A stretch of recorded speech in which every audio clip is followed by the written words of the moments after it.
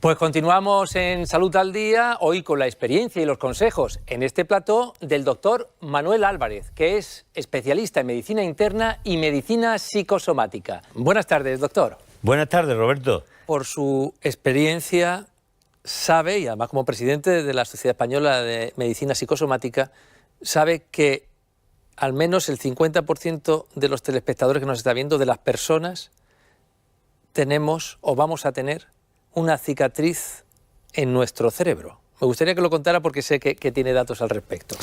En el congreso último de la Sociedad Española de Medicina Psicosomática hubo una conferencia muy interesante de un investigador alemán que trabaja en Madrid, Stefan Moratti, de origen italiano, pero alemán. Pues Stefan Moratti ha demostrado mediante estudios de magnetografía, que es una técnica de neuroimagen, pues ha demostrado cómo cuando se tiene un trauma fuerte, nuestro cerebro queda dañado.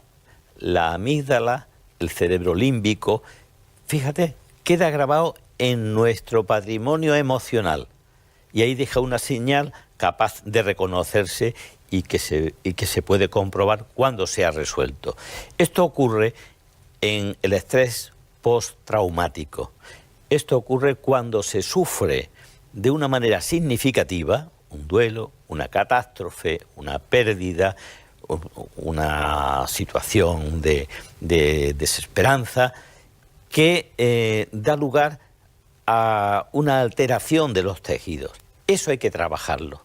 Y existen técnicas de abordaje de los traumas para reducir, fijaos por ejemplo en la época de los atentados, ¿no? Pues eso hay que trabajarlo para borrar ese trauma que nos va a limitar, nos va a condicionar como si fuera una artrosis para andar por la vida. Y es algo muy interesante de trabajar. Probablemente haya un porcentaje alto entre los telespectadores que nos están viendo, al igual que un porcentaje alto en su consulta, de personas que tienen problemas de hipocondria, de aprensión, en fin, el enfermo imaginario de Molière. La mente, nuestro cerebro nos puede jugar unas malas pasadas y enfermarnos, aunque sea de manera ficticia, ¿verdad? Es que la realidad es una cosa y lo que nosotros percibimos es otra, que pueden y deben de coincidir. Entonces, si yo interpreto un dolor abdominal como una indigestión porque he hecho una comida pesada, lo banalizaré y esperaré que se vaya.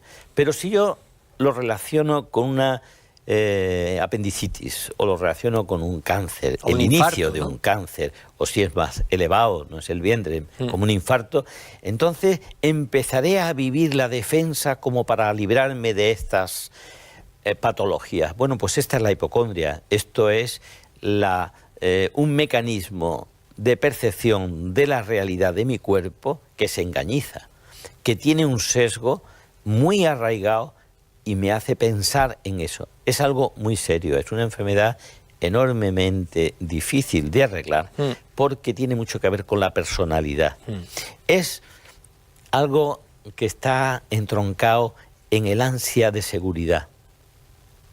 Tenemos una necesidad de seguridad que no es propia del ser humano. El ser humano está hecho para el riesgo. Hay que saber asumir un riesgo. Para andar hay que levantar un pie. Y si no, no avanzamos. Y eso con el riesgo de tropezar o de caernos. Pues igual sucede en la vida.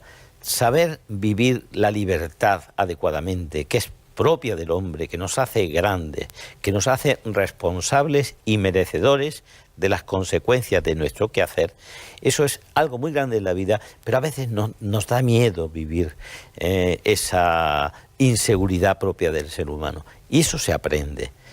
Qué importante es para los padres saber ser con sus hijos unos protectores adecuados. Saber llevarlos andando a solas, pero cuidándolos y separándose cada vez más hasta que los niños andan solos.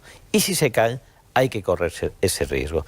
Pues eso también es aplicable a los mayores, a nosotros mismos de vez en cuando.